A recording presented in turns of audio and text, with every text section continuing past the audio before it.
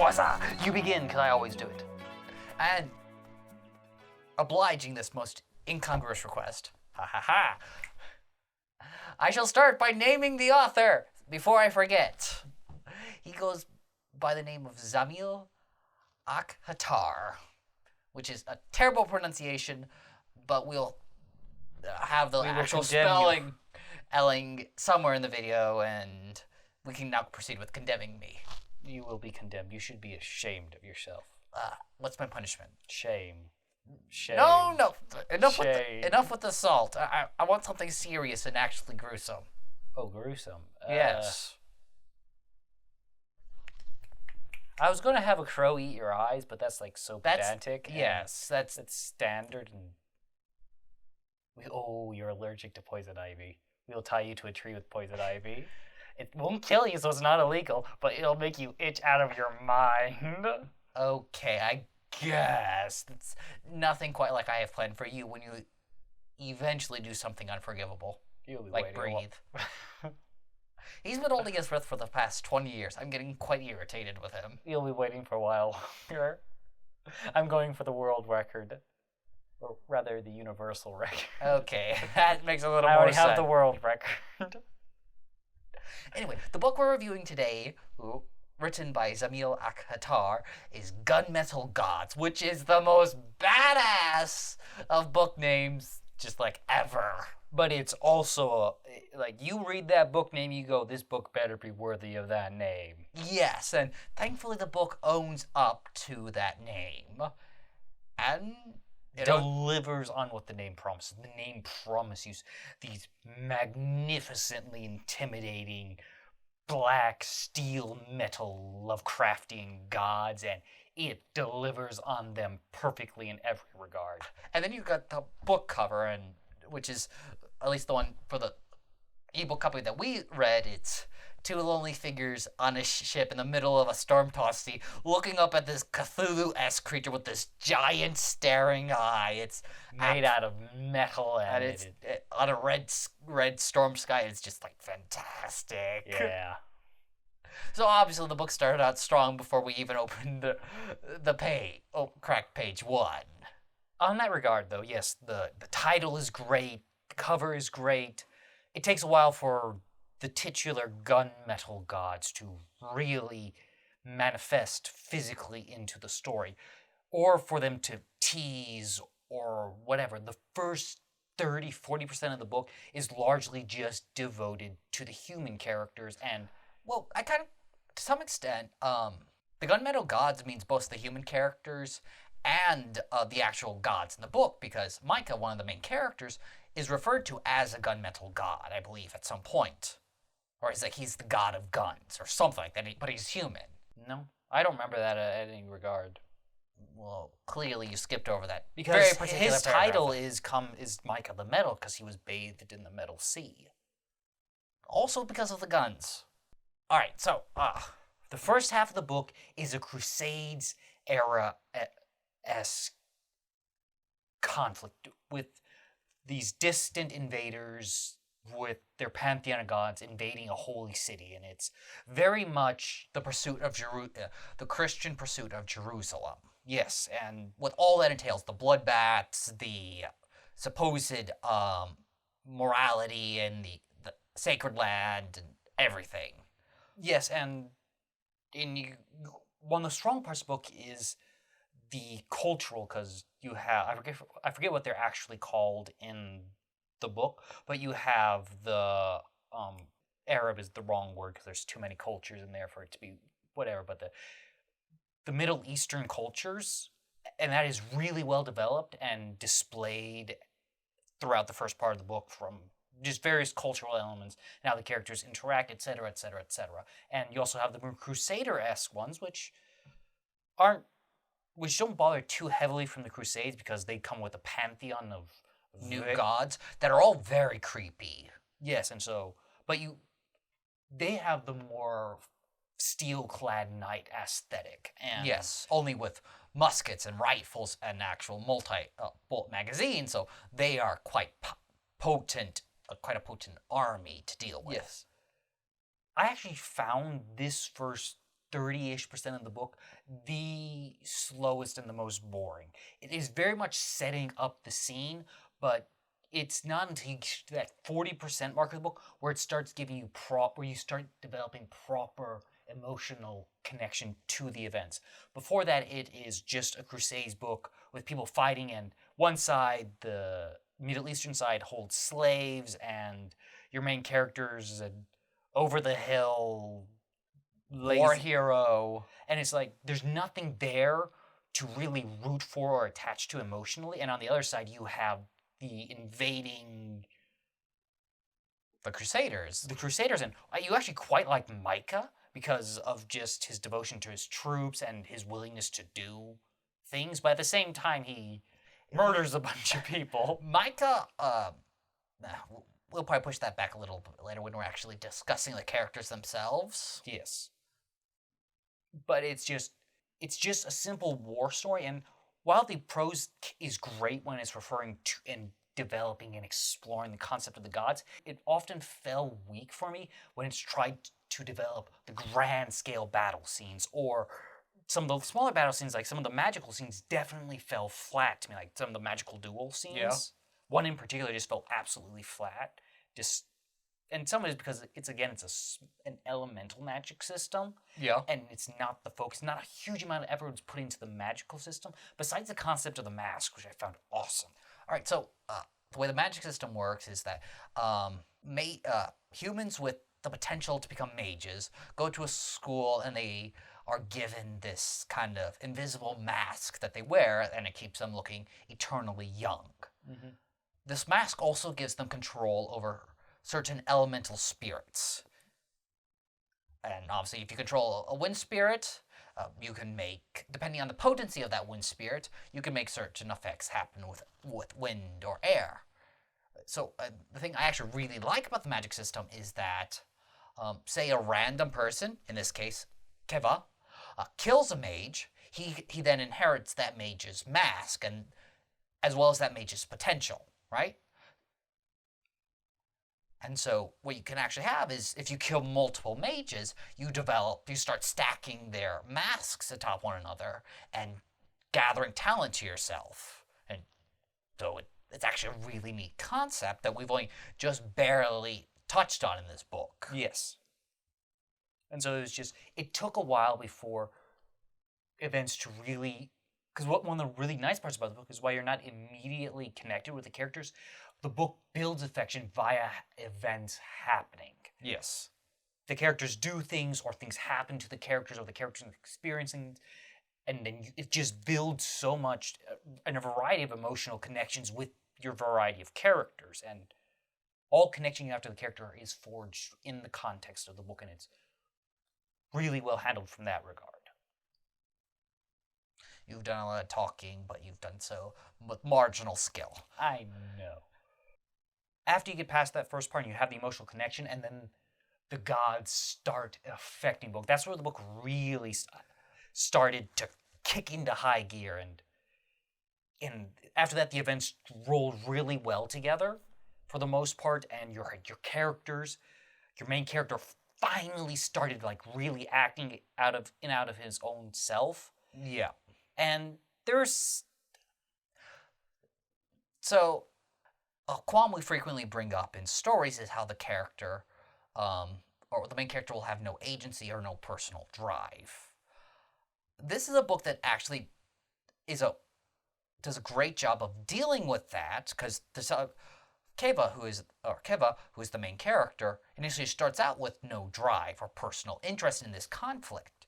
However, there's an event happens, and all of a sudden he becomes incredibly invested, and he starts pushing the world into place. Mm-hmm. And he does so rather well. Yeah. You see all the willpower a main character should have, because he doesn't even just do it nicely or via grand impassioned speeches or sheer talent. No, he actively bullies people into pursuing what he views as the correct course. Mm-hmm. And it's well handled, and refreshing just to see a character actively inserting influence in the story. Yes. The book is very fast-paced. Yes. On top of that, Generally- it's also a bit of a large book, so Generally, the pace works very well, but there are definitely some scenes that they're introduced and they're over in like half a page, or it definitely feels like shortcuts happen. The main character, I don't remember the exact way it happens, but the main character is 40, overweight, and just not at all equipped to battle.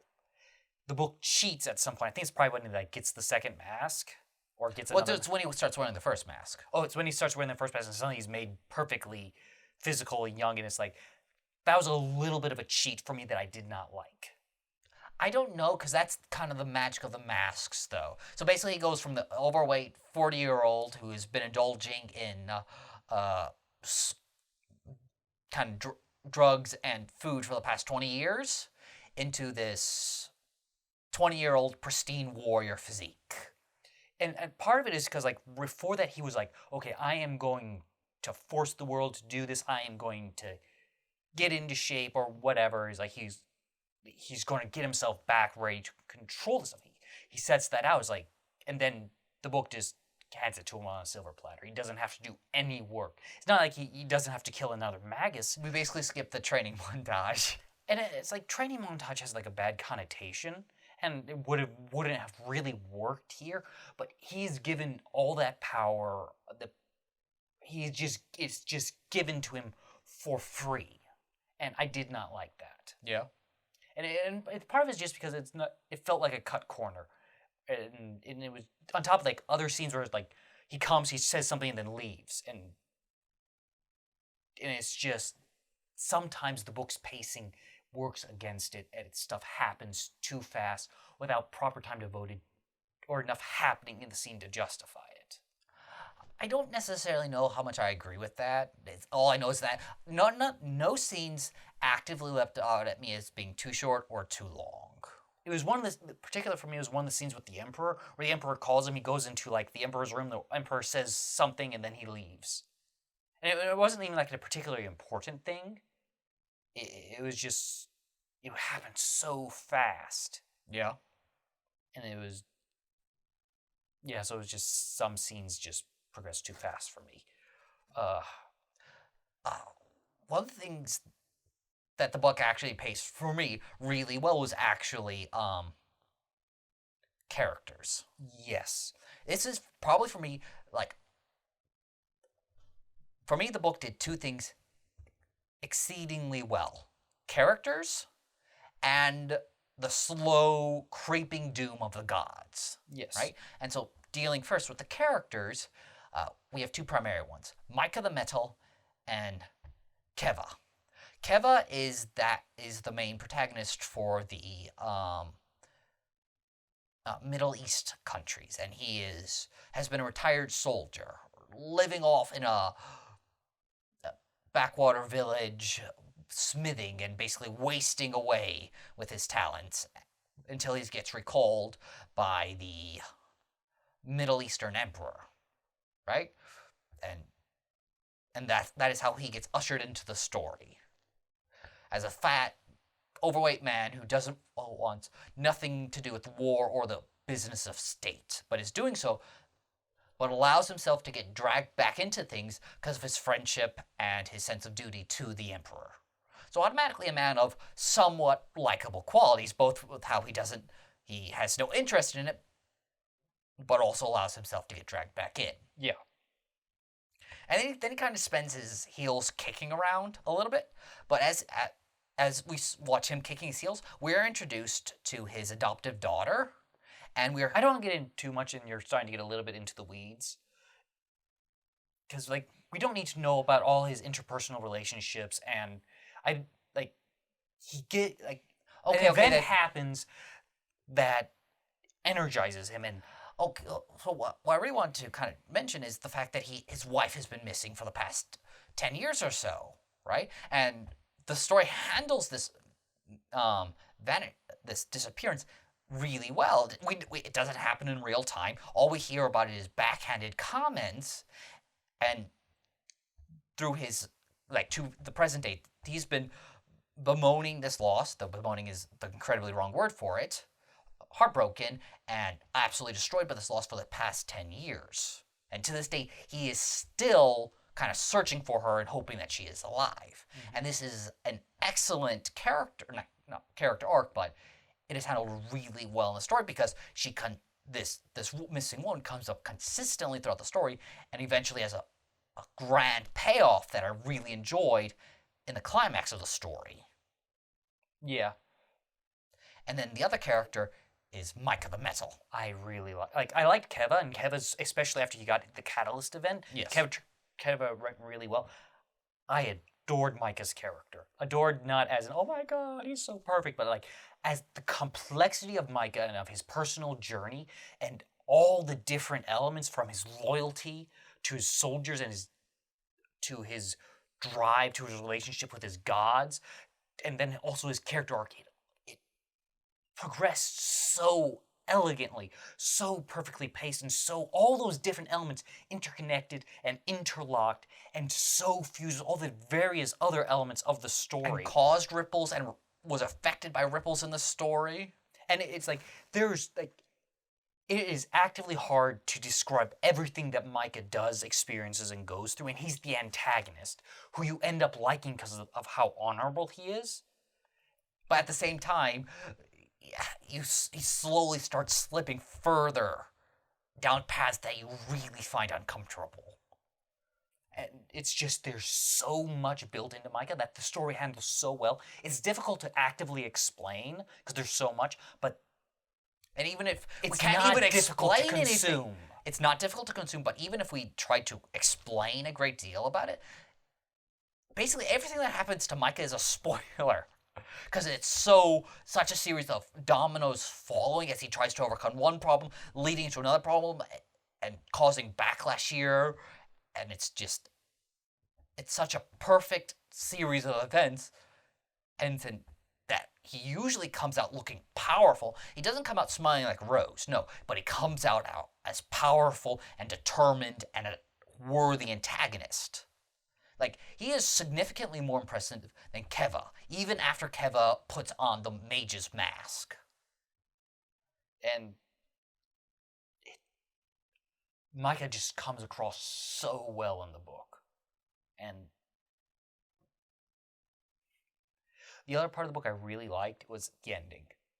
Well, I really like the gods. Well, yes, the gods, we already talked about how the gods were perfectly delivered upon, and that's a great word, perfectly delivered upon what you want the gods to be, they are. Because the book starts out, it's not like a sudden God appearing on the sky or this blazing message or prophetic vision. No, you could just get these little twinges of darkness and a slight creep factor here and there that slowly ramp up throughout the book until you finally get that penultimate version of where Keva and Micah actually encounter one of the gods, and it is horrifying for them.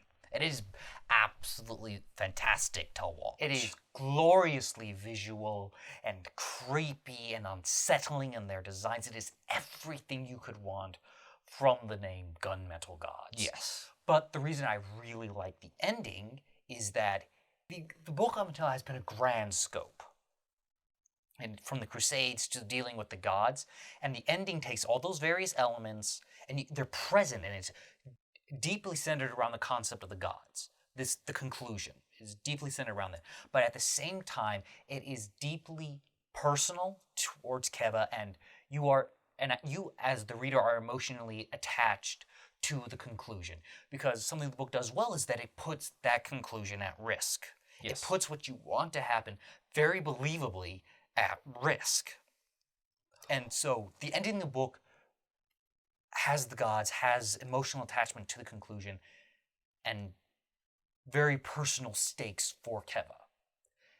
Micah too, because both Micah and Keva are given choices, and not petty little choices, but they're given deep choices. And for a little bit, Keva, or for much of the book, and even at the end, he takes steps down the wrong path, to the extent where he's balanced on the knife's edge at the end of the book, and we can't spoil it. But it's that the thing is that you can believably see him go either way. He is believably balanced. And that again builds into how strong of a conclusion the book has. The same thing happens with Micah. He is given choice. Like the book. This book is an excellent display of how to give choices to your characters, because it's not just one major choice. Throughout the entire of the book, both Micah and Keva are given choices between what they want to do and what they quote unquote have to do, or what they need to do, and they're not minor choices. Yeah. And so just the ending is fantastic, because stuff that happens at the beginning of the book tie into the ending of the book. It's like just this, the ending is a tangled knot of threads that all come together. Yeah. And it's just fantastic. I think I've pretty much said all that I've wanted. You've said most of everything, yes. It's because I'm not going to say anything with any degree of efficiency. You just ramble on, and you don't go through the weeds. You plant the weeds first, and then you go into them. I'm making sure we have vegetation and we have clean air to breathe. That's largely everything for me as well. Alrighty then. I'm going to go set fire to your vegetation. No, I've spent years and years. I know that's what it feels like to you people, but I spent years and years planting those. We need to go take an adventure first, at least. I am the adventurer. Okay, yes. Fare thee well, our future friends.